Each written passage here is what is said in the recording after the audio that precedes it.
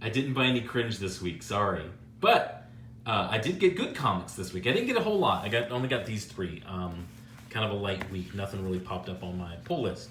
But we're gonna do this one, Transformers Galaxies. Now, if you're a kid who grew up in the '80s, you know what it's like to get your mind blown. Because for all of us, I was born in '76. The first thing was the Darth Vader reveal. Spoilers, spoilers, spoilers, spoilers. Darth Vader's Luke's father. I know, but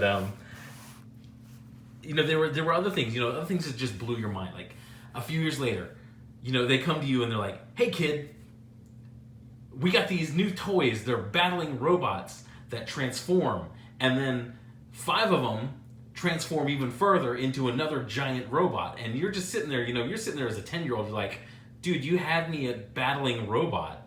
And then so that was like mind blowing back when I was a kid. You take these 5 Constructicons, they each transform robot and construction vehicle, and then they form together to do Devastator, and Devastator was awesome. I never actually completed Devastator. I think I had like 3 pieces of Devastator, and not the important piece either, not the chest piece. So it wasn't like I could do, a Devastator with 1 leg and 2 arms. I could only do Devastator with just arms and legs. I had nothing to do with the chest piece. But this is kind of a cool story. I'm glad they're doing it. It's a really neat concept. But they're stepping on it, and they're stepping on it in a different way. They're stepping on it in a way that you don't normally see in comic books right now in 2019. Too many comic books in 2019, especially from IDW, especially from Marvel, they're written for the trade. They have a pace that you can tell that there's times that they're just wasting pages because they want to stretch it out for the trade paperback. But this does something different, and I kind of wish they hadn't done it. The art is good. Here's credit where credit's due. The art's really good. The coloring, I don't know who did the coloring. I guess Livio Ramondelli. I guess he did all of it because it just says art by him. The coloring's really good throughout those books. Really good. They are on model. They are on point as far as the models, so that's really good. There's a lot of... An art director probably should have caught this. There's a lot of flat angles in here, and it's not always a good choice. You can do it sometimes, but you can't really do it all the time in comic books. It gets a little bland, it gets a little boring. Especially when you have a guy doing, look at this, he's doing art like this. It's really good.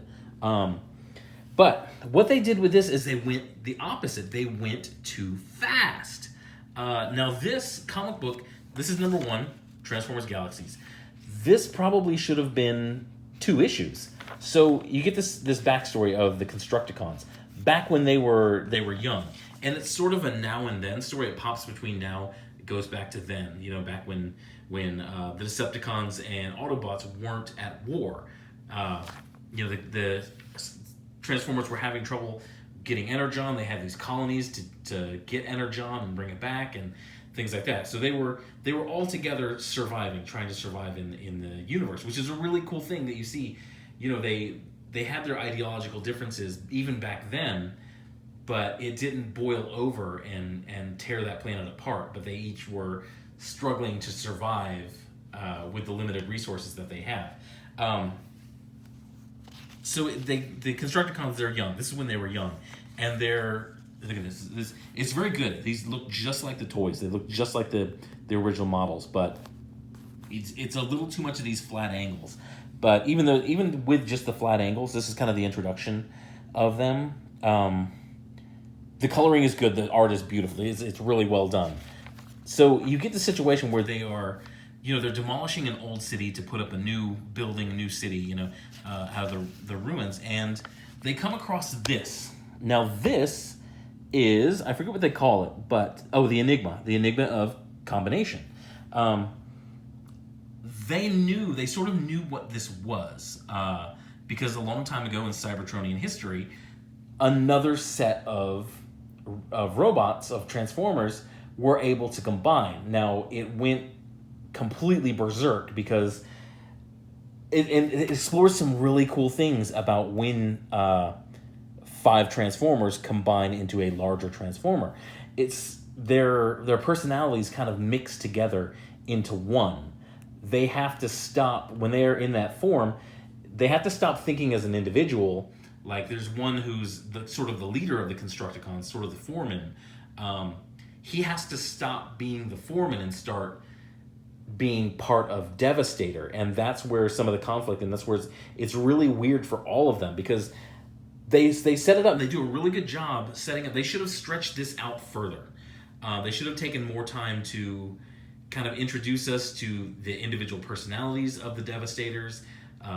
Maybe show a little more that they're a team, that they're like really good work buddies. They have very different personalities. Some of them rib each other, and some of them make each other, they make each other crazy because of their personality clashes, but they're still sort of like a crew. They're still really tight. It could have done that. It could have done more of that. And then, so they find it instantly. They don't ask anything about it. They just put it together and they combine. So it goes here. They're using the Enigma of combination. And then, boom, next page. This is the first time that they... Look at it. Look how tiny that is for him. Rawr. That should have been... If you did it like this caption should have been huge behind him. Of something, a little more impact. But this should have been the end of the first issue. This should have been them going down in there, picking up a reading on this thing, and then them having to go and struggle and dig down deep to find this thing, and then finding it, and then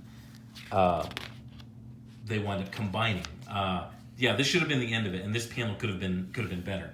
But this is all I'm going to do. I'm not going to show you anymore. I don't want to show you guys anymore. Go out and buy this. You should. It's a really cool story. Yes, they're going a little too fast. I don't know how long this series is going to go, or if it's a mini series, but is a really neat exploration of the Constructicons, who were one of my favorite. They're definitely one of my favorite characters from the cartoons. And yeah, it was definitely mind blowing when the Constructicons came out, and they formed together to build this one giant robot. But yeah, that's all I got for this. It's like I said, it's a short review when it's a good comic. I did like it. It's refreshing, and it's nice to see something good coming out of IDW, some quality. Another side note to this, there was if you go watch the Netflix documentary, The Toys That Made Us, they did one on the Transformers, and they did one, there's a part in that where they talk about the Constructicons and how they were kind of like, the Transformers were like melding together all these different robot toys from different companies and different designers, and that's sort of where the Constructicons came out too. It's a really neat documentary. You should check it out. You find out that Megatron used to be a good guy in the early days, but they changed that up. But anyway, that's all I got for this one. Go get this comic. It is really cool. Bloodshot was good too. I just did the review on that. Go watch that. But hey, thanks for your time. Thanks for closing in on 9 minutes. Hit a like, hit a subscribe. I will, as you see right there, that's not the setup, okay? This is just me moving into the Nerdy Cave. I'm probably going to start playing some games soon. God, I really wanted to play a shooter. I was going to play Borderlands, but I can't. The things that the Borderlands company did in the lead up to the game's release, I really just don't see myself paying money to buy it. And then I thought I was going to get the new Call of Duty, and then the new Call of Duty started to do like anti-consumer things that are just profit-driven. And then once again, God, it's a weird. You young guys, it's a really weird time in video games where nobody seems to be able to put out a AAA game without some sort of greed move or some anti-consumer type move that's just blatantly evil. I can't come up with a better word for that. Just blatantly evil towards the consumer. But that's all I got for this one. Let me know if there's what games do you guys think I would like to play. You know the games I like to play. I like to play racing games because I'm a racing nerd. But let me know if there's any games out there you think I should play. And maybe I'll get Ethan Ainsworth. He's got a really great channel too. Go check out his channel. Maybe he and I will get together and play some games at night, and something big where a bunch of our very loyal and excellent followers will come play with us. But that's all I got for this one. Go out and buy this. Thanks, guys. Have a good day.